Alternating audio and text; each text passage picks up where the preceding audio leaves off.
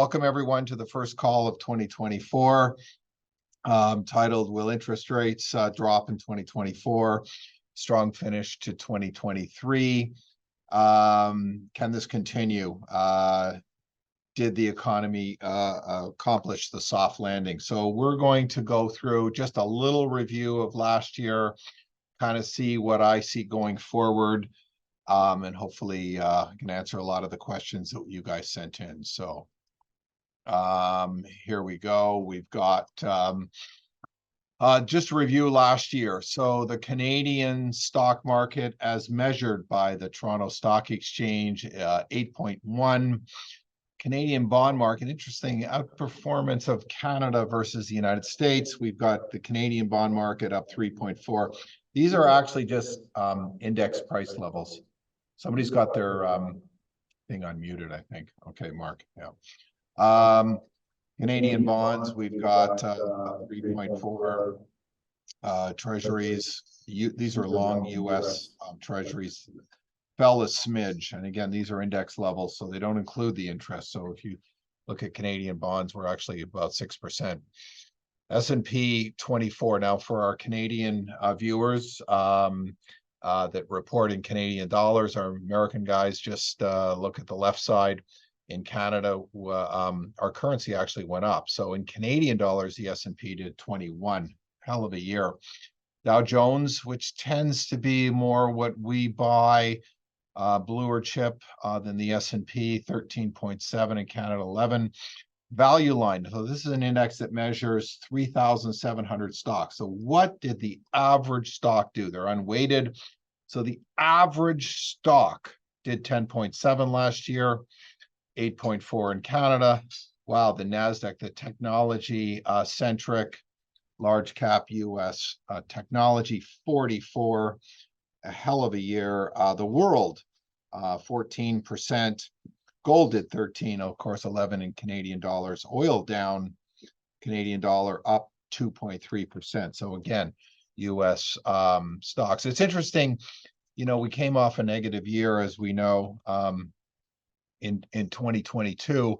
A lot of people wanted to hold U.S. cash. Well, U.S. cash averaged about 4%, because again, rates did end up the year at 5 U.S.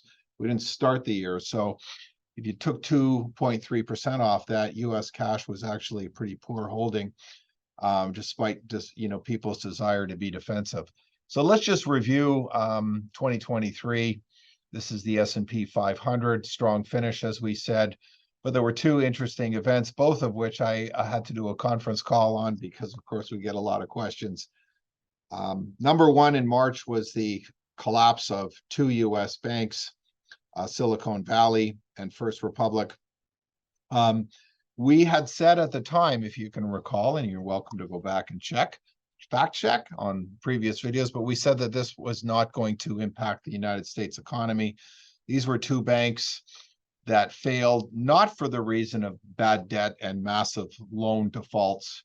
These were banks that failed because they hedged their interest rate risk and bought a lot of bonds, and those bonds went down in value, and they had substantial losses on that bond. So hence bad hedging. So then we rallied, and David LePoidevin and our group was right. Wouldn't be a problem for the market. We rallied into the summertime, and we actually said, watch out.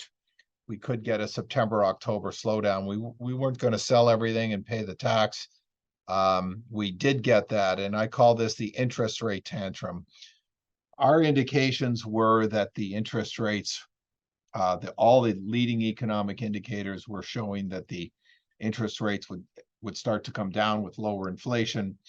But the U.S. Fed doubled down, and they said, hell no, we are not going to raise the lower rates. In fact, we are not done raising rates.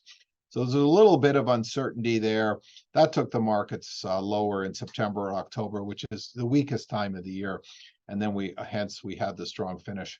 And this actually chart, other than the Silicon Valley collapse, looks a lot like the presidential cycle of what you expect, a decent year in the markets, and a strong finish with a September, October correction. I mean, it was right out of the playbook. Just a little Google headshot. That's because I know it. That's Palm Springs area on El Paseo. And that's Google shot street view of First Republic Bank. It's kind of weird, but if you go there now, you'll see actually a padlock on the front door and paper lining the inside of the windows. It is closed, shut down, failure of a US bank. It does happen, and we're going to touch on this later. Now, this is important to remember because this is quite something here. Before we, get too excited about the S&P, because our clients were nowhere near the performance of 20+% in the S&P 500. Let's look at the 2-year number. This is incredible because statistically this is almost impossible, but the S&P from 2 years ago closed within 1/10 of 1% of the value of Jan 1 of 2022. It's incredible over 2 years. So if you feel like you're spinning your wheels, the market did nothing. Very, very interesting turn of events. Again, this is coming off 2021, which the S&P did well. Our clients did spectacularly well. I'm in the business of what have you done for me lately, so I'm not allowed to talk about 2021 for too much longer. A couple of the questions are, why aren't we in more technology? Boy, it had a great year, up more than 40%. There's the 1-year chart. Let's take a step back, and congratulations if you loaded up on technology on January 1st, because from a 2-year perspective, we're actually down, fairly materially. So if you were in tech, it's been a really rough 2 years. And again, if you happen to own nothing but energy in 2021 and flipped it all in 2023 into technology, congratulations, you had a hell of a run. But I've not met that person. So what I find is people that are heavily invested in large cap technology, rode 2021 down, and they've rode 2023, and they're still treading water or down if you're looking at the index. 1-year chart of the Toronto Stock Exchange, modest single-digit returns. Interesting 2 years, again, spinning your wheels down about 6-7%. Not so good on a 2-year basis. So the good news is that we are making money on a 2-year basis for our clients, which is good. It's not a huge amount, but again, we had a 2021, and of course, we're going to touch on where we're going for 2024. 2-year chart, again, small increases for this year in Canada, but the 2-year bond market is a bit of a disaster. There is the exchange traded fund on the Canadian government bond, federal government of Canada bond index. Safe bonds, you can lose a lot of money if interest rates go against you. We're going to touch on where we're going in 2024 shortly. Wow, the ARC Innovation. It's an exchange traded fund. People talk about it a lot. It did more than 50%. These are beyond the risk of Tesla and large cap. These are, although they do own Tesla, these are typically startup companies that are going to change the world, innovative companies called the ARC Innovation Fund, up more than 50%. Hell of a return. Whoa, let's look at the 2-year number, because the 1 year, most people, the maximum amount of inflows occurred at the end of 2021. And so if you bought it at the end of 2021, you're down still, despite a hell of a rebound, you're down still almost 50% over a 2-year period. Not very good, and not the kind of investments that our clients are looking for if you're looking for those kind of returns. We had a conversation with a client already who is looking for these kind of investments. So we are not the right team for those kind of risk. I can't take it, so I'm assuming no one else can take that kind of risk. Again, the RBC Select, the biggest mutual fund in Canada by a mile. Tens of billions of dollars of assets. Haven't checked the current asset allocation, but also very, very poor 2-year number. Stocks have traded and bonds have lost.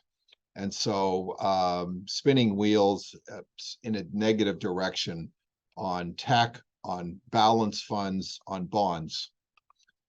Now, let's talk about where this market is going, because we showed you on the average stock, just 10% returns, 8 in Canadian dollars. But why was the market up 25? Well, there's a new saying in the market called the Magnificent Seven. If you just own these stocks, you're set. And I want to remind people that, I wasn't in the business in the 70s. I was probably playing in the sandbox, but in the late 90s, Jim Cramer came up with a term called the Four Horsemen. These were the best of the best: Intel, Dell Computer, Microsoft. What was the other one, Mark? You remember the Four Horsemen? Anyway, there were 4 tech stocks from the late 90s. The Four Horsemen. That's all you needed to own. Well, if you bought those Four Horsemen stocks at ridiculously high valuations, wonderful businesses, it took more than 10 years to get your money back. And if you can remember 2 years ago when the market was ripping on technology, it was FANG. There was an acronym for the symbols of the market, and now it's the Magnificent Seven. And it's very interesting. I was watching CNBC yesterday, and because Apple and Tesla have faltered in the last month, they're now trying to change the name to the Magnificent Five and kick the ones that are faltering. Now more than ever, one of the things that drives stocks is when prices go up, people want in. And with more and more people just sitting at home online trading, they're not investing, they're riding momentum. And we saw this in the 90s, and I don't know, there's no sort of magic time frame where these things come to a close.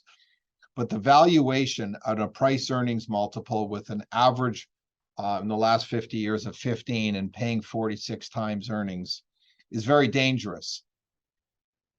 These 7 companies represent 33% of the S&P 500.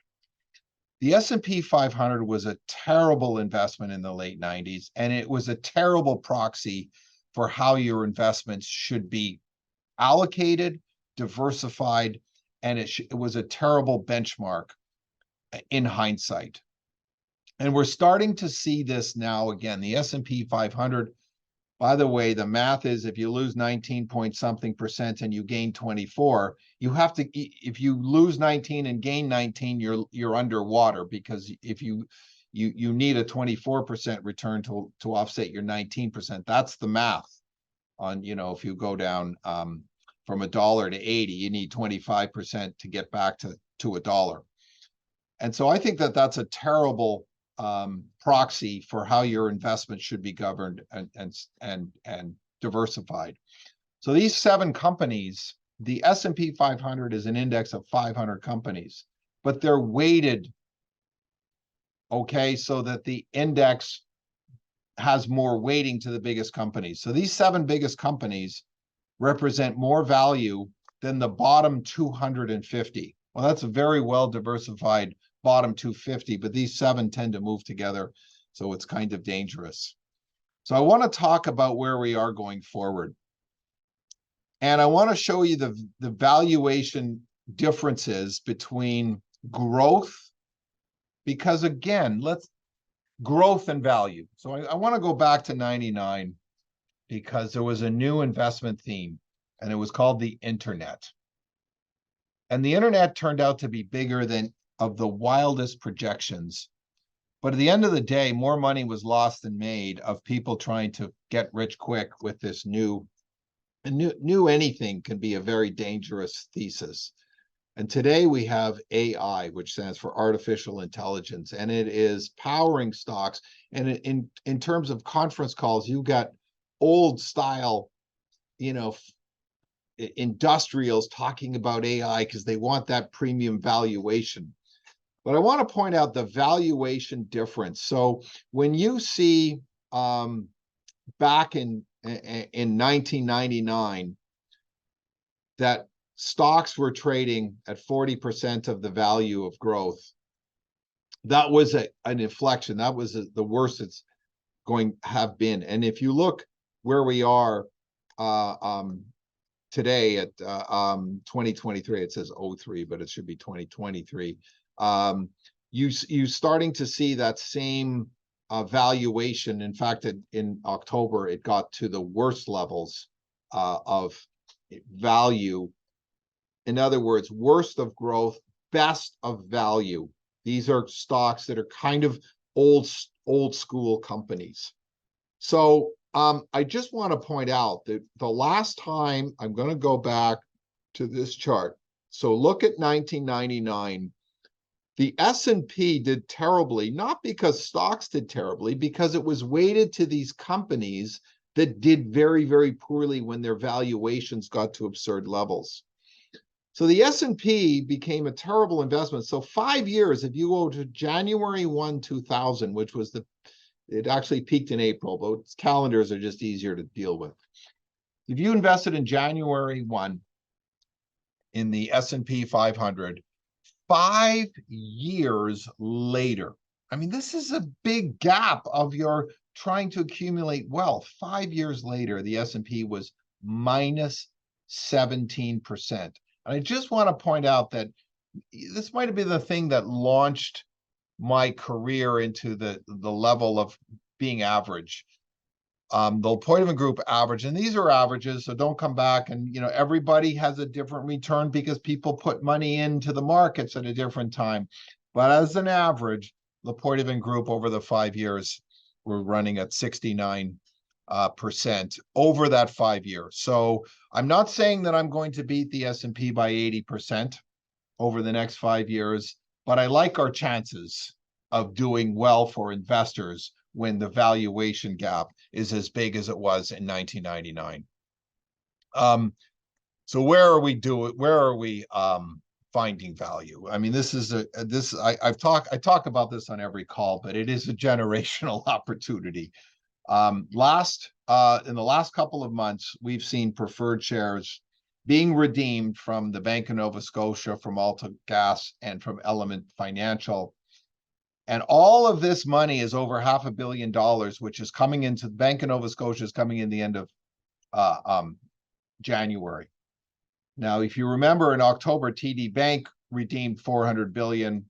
Bank of Nova Scotia just redeemed $300 billion. All that money started going into other preferreds, and there hasn't been a new issue in quite some time. So there's a static amount of money that's in preferred shares, which the pool's getting smaller. And as the 400 million went to look for new preferreds to buy, it sent them all up. Okay, so October was the bottom. We went higher. You're going to see a number of preferreds being redeemed in 2024 and 2025. And this is going to mean that we will continue to be money makers. Yes, preferreds were treading water and not really doing anything till October, but boy, they finished strong, and it ended up being a good year in preferred stock.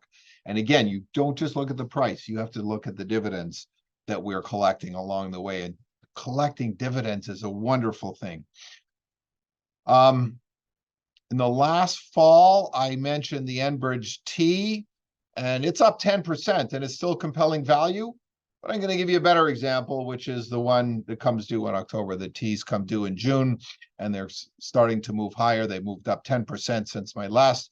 But I'm going to give you an example of how this math works. Enbridge Y was issued 10 years ago at a price of $25. Current dividend is 93 cents.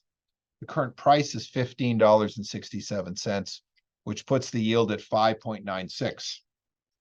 But I want to go through the mechanism of how this preferred was set on its dividend. The last reset was 5 years ago, and the formula is 2.38% plus the 5-year government bond. Well, the last reset was 2.38, that's the spread, plus the last time with the 5-year bond was 1.36. So the new dividend went down from 5 to 3.74. Well, 3.74, people are not happy with that. You can, in October, you could get 6% in a GIC. Now, rates have dropped since then, but you could have got 6. So someone in the brain is going, 3.74, I'm going to sell this and buy a 6% GIC. The only problem is when you buy something at less than its face value, it's called an accidental, we call it in the industry an accidental dividend increase. So when I buy a preferred that's yielding 3.74 at 60 cents on the dollar, my dividend goes to 5.96. But here's where the math gets really interesting. And that makes sense, 5.96, because GICs are 5. Historically, preferred shares, even though they have a tax break, they do have some risk over a Royal Bank GIC that's under the 100,000. It's deposit insured. So they typically yield about 1% more. But in September of 2024, just coming up, there is a new dividend, and it's 2.38 plus whatever the 5-year bond is in September. So the math is this. Today, interest rates in 5-year are 3.3. So the new dividend, if we looked at it today, would be $1.42. Holy smokes, a 50% increase in the dividend.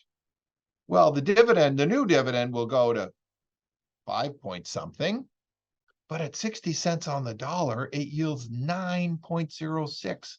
That's mispriced.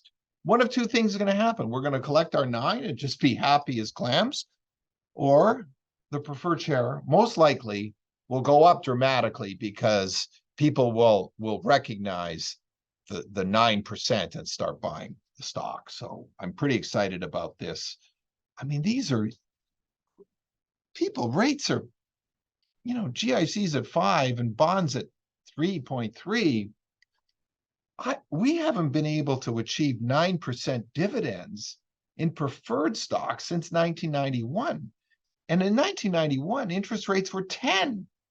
This is incredible. And let's remember, when you buy a GIC, we have a partner in this. And if you're buying in a taxable account, our partner he's not very fair. The partner is taking 53% if you live in Ontario or British Columbia, 53% of the return that you get in a GIC if you're a higher income earner, which most of my clients are. 53%. So 5% still doesn't really work with our partner. But let's remember the tax rate, and it varies by provinces, lower in Alberta, but the tax rate is roughly 35%. So I get to keep 65, not 47% of my dividend. I'd rather pay a tax rate of 35 than 53. And we're getting more. So this is incredible. Stay with me on this. Now, one of the questions, and a lot of these questions I answer as I go along, but one of the questions that I get is, well, rates are going down. Why aren't we in more bonds? And the answer is, well, we did buy some bonds for you. If you look in your accounts, most people, depending on who had cash. Well, we bought bonds in October when yields hit 5. And we bought two bonds, U.S. Treasuries at 5, and we bought the real return U.S. bonds called TIPS, Treasury Inflation Protected Securities, at 2.5. So 2.5 plus inflation is going to be at least 5. Okay, so this is the current yield curve. Rates are 5 for a 1-month T-bill, but they're 3.3 in a 5-year and 3.2 in a 10-year. Okay, So I get a lot of questions. Shouldn't we be buying bonds because rates are going to go down? So if the yield curve goes from negative and all rates drop, the answer is yes, you will make money in bonds. Here's the problem. 95% of the time in history, interest rates relative to term are upward sloping. So let's say that again. Short rates are lower than long rates in 95% of the time. Now it's inverted. In fact, a 30-year government bond at 3.2 today, or 3.18, is a lot lower than 5. So there's an inversion. And that inversion is because the market has already factored in rising rates. So I'm not going on a limb here. The yield curve will normalize. We will not go through the rest of our lives with an inverted curve. So the yield curve will normalize. And that means that interest rates will either do one of two things: stay where they are, or actually move higher as interest rates come down. People, we only have seen interest rates of zero very few times in history: the Great Depression, US banks failing, and then COVID. And, you know, in the absence of that, we are not going to see rates of zero. If you can remember a year ago, the consensus was that we were going into a US recession. And I challenged that. I said, it doesn't look like it. Remember, every recession was preceded by an inverted yield curve, except there was exceptions. Every recession's preceded by an inverted curve, but not every inverted curve has dealt to recession, like 1994. And I argued that this could be one of those examples, because the structure of US debt was that in the United States, people have 30-year fixed mortgages. So when rates go up, Mr. and Mrs. Smith do not have a reset of their mortgage, only if they move. So they're not going to move, but they don't have to, you know, if their mortgage payment is $2,800 a month, it stays at $2,800 a month. So they're not going to move and reset their mortgage rates, which are about 6.5 today.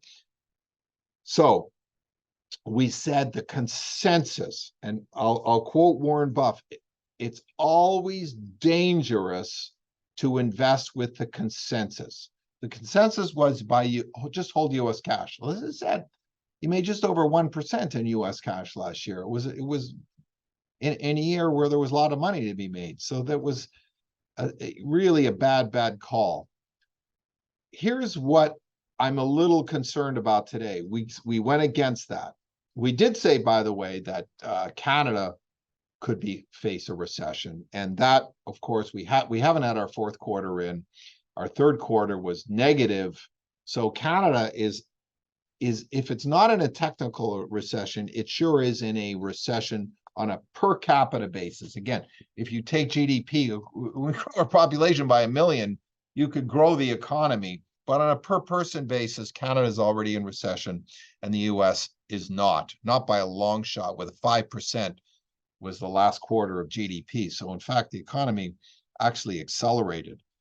So the consensus today, Fed seems to be getting the soft landing done. This is a little concerning that, look, everything I say still says soft landing, but when it's consensus, we're not getting a bargain. Remember when I showed you the S&P? When there's a negative headline, that's kind of the time to send me money. And of course, my job is a bit of a bartender psychologist, because when the headlines are negative, what I do most of the time is stop people from selling. And again, by the way, in October, we still had a couple of people that were insistent it's their money on liquidating. That's what a sell-off is. They won't take no for an answer. I'm liquidating.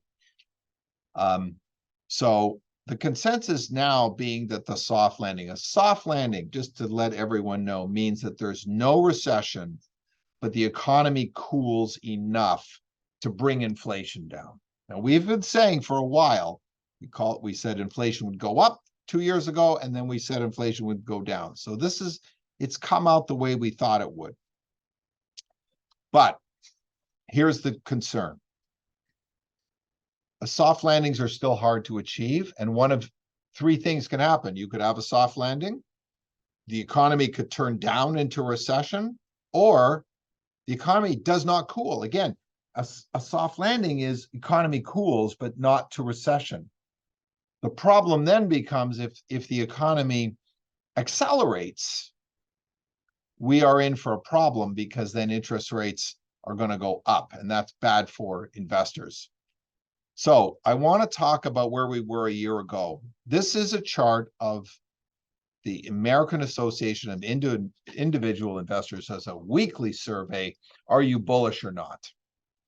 Now you can see in the chart, if we look at March, 20%, only 20 were bullish because US Silicon Valley and First Republican had failed. The reason we look at this is if the bullish consensus is down to 20%, we've seen the sell-off. If it's that low, if you have a propensity to be one that buys and sells, you've probably sold already. So then you bottom. You look at the September, October, the market, again, sentiment went very negative as, oh my God, the Fed is going to keep raising rates forever. And then we had our year-end rally because you went from 20% bulls to 50. The problem now is bulls are near highs. So is it time to sell because the market's bullish? Well, if we boil down to where the sentiment is the most bullish, it isn't necessarily of the market. The expected returns of the technology sector by the individual investors is they expect a 53% return out of technology. And again, we had a conversation with a client who expects 40%. I think we're not the right people for this group of clients, but technology at 53% is not going to, you cannot sustain. If I did some math, at 50% returns compounded, if you give me $200,000 in 20 years, you will have 1 billion. So I think that is going to be harder to achieve than this survey suggests. One of the themes we've talked about is Canada, and will interest rate cuts likely won't save housing. This is a letter that I wrote, and I used to do letters before Zoom existed. And this went out to clients in August of 2007. Way too early, but subprime was beginning to crack, and US houses were at all-time highs and continued to go higher.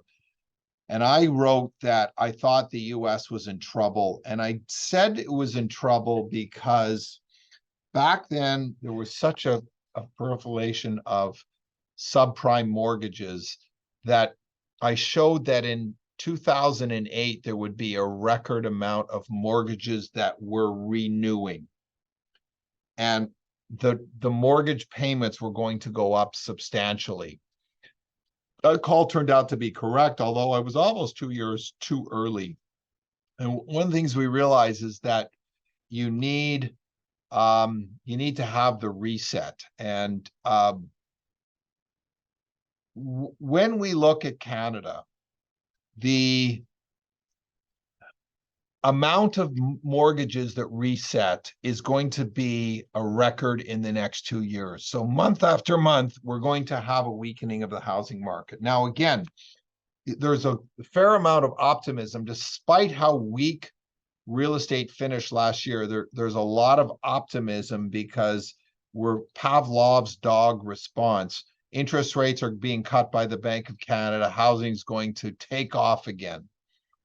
Well, the problem is if you look at that teeter-totter that I showed you on the yield curve, is that today a 5.79 5-year mortgage is already reflecting the rate cuts because a floating rate mortgage is 7.1. And we've already reflected that. So it's highly unlikely that you are going to see mortgage rates go below 5. Last year, mortgages sort of 5 years ago, they were running at 3.5. They're being reset in the mid fives. But we're going to go through mortgages that reset during COVID and very low interest rates. And we're going to see mortgages that were at 1.75 come due at 5.5. That Bank of Canada cuts. Ironically, if you cut too much, the long rates will start to steepen even further because the market will sense you've gone too far and you're going to have to correct. So there's no real way out of this. And I think this is a very important investment theme. And for anyone that wants it, this is incredible because people think that we do not do subprime lending in Canada. They think that Royal and TD and BMO are the only mortgage holders, but I just wanted to show you Canadian Western Bank and Capital Direct. And I mean, this is a list that is quite long of subprime mortgage services and banks. Please do not buy any GICs from these people and do not buy any mortgage investment corps. 4 pages long in small print of subprime lenders. If you need the list, I'm happy to send it to you. Please avoid any of these. Headlines in Canada. Canada non-bank lender may pause on mortgage May signals. Again, I talked last year about Romsman. These are mortgage lenders that have taken pools of assets and you can invest with them and they'll lend your money out. Well, you can't have your money back now because Houston, we have a problem. And they say there's no problem. The value is good. You just can't have your money. There will be a massive reset and they will be reset lower. Just came across Adventus, a real estate investment trust that had been around for 20 years and was paying 7-8% a year. Beautiful cash flow, literally short notice down to zero. You've lost everything down to zero. People, please do not let this happen to you. It's a risk unless, I'm wrong and rates are going to zero. The reason I'm not wrong probably is because the US sets our rates. And as the US went through a banking crisis in 2009, we followed. But we follow US rates. We really don't set our own interest rates. And as the housing market slows, we should be cutting more aggressively, but we have to follow the US, which will not bring rates down nearly as much as people hope in this country. Hazelview, real estate investor sees surge in requests to cash out. In Vancouver, Cracks, one of the biggest builders, beautiful. There's a picture of one of their projects on Alberni Street. There's a beautiful, very interesting Japanese architect building. There are hundreds of people trying to unload those apartments at well discounted prices to what they paid for them of $3,000 a foot. Good luck selling them at even $2,000 a foot per square foot. So I don't see a turn. There could be a little bit of a flurry of optimism on the so-called rate cuts, but highly unlikely. So again, the list is investment properties, careful. I don't think that that's going to be a moneymaker. Please do not exceed the $100,000 CDIC insurance. I would suggest that people do not put money in credit unions. I don't like the guarantee. It's a quasi-provincial guarantee. It's not a full guarantee. These are according to the lawyers at National Bank that looked at this stuff. I'm not, it's above my pay grade to read legal languages and figure out what the outs are, but they do have outs. In the United States, you saw the list at how long it was. Every single subprime lender went to zero and went bankrupt. And in Canada, we have dozens of them. So, Laurentian Bank got clobbered last year as a stock, and it traded below its 2009 panic bottom, and it's still trading there. We're starting to see cracks in subprime lending. It's interesting. The banks in Canada, the large banks, had a rip-roaring rally in November and December, and they were down on worries about credit losses based on their earnings, which came out in November. And now everyone thinks rate cuts, we're back to no credit problems. But the math is, if you had a mortgage at 1 3/4 and it's going to come due in the next 2 years at 5.5, your mortgage could be up hundreds, if not thousands of dollars, depending on the size. And Canadians have big mortgages. So that in a nutshell is where we are. I'm optimistic that our Dow Chemicals and Cleveland Cliffs of the world and Enbridge Preferreds and Bell Canada have a very, very bright future. And I think that we are very similar to, we went through the recession of 01 and 02 and did very, very well for our clients investing in fixed income and having bonds. Today, the fixed income vehicle of choice is preferred shares. We do own some U.S. Treasury bonds, but we bought them in October. They're not nearly as compelling today because the bond price has gone up. So I think we've answered the majority of the questions that I got. Thank you for sending the questions, because it helps me direct where I want to take the call. And I do like to have these calls regularly, or when there's a reason to call, like Silicon Valley Bank failure or interest rate surges. And I did it last time in September and the markets were down. And thanks for your patience, because it ended up being a decent year for our investors. And I expect good things going forward for the next 5 years. But be patient. Don't be jumping. It's like someone driving down a freeway and trying to jump into the lane that's moving the fastest all the time. And by the way, I'm that kind of driver, but I'm not that kind of investor. So thanks again. If we didn't answer your question, please, I've got fantastic partners from Fletcher Hemmons to Darcy Crow, Mark Rinfret, myself. If you have some investment questions, we're happy to get back to you. And we'll talk to you again next time. Hopefully it's not because of the markets. Oh, one more thing before I sign off. It's an election year. They tend to be good years. Again, years 3 and 4 are the best. Markets tend to do well, but there does tend to be a July, August correction as you go into a November election. If it's Trump, Biden, it's going to be kind of a scary scenario. I think 2 poor candidates. I think there's a lot of conflict in the world. I think that the world sniffs out a weak leader. And I shudder to think it was a very stressful time being an investor as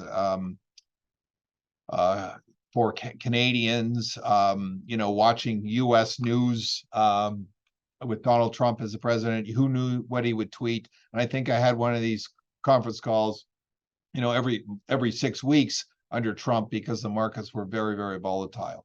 So we're going to have some worries about the market. The markets do tend to correct mid-year as we worry about elections.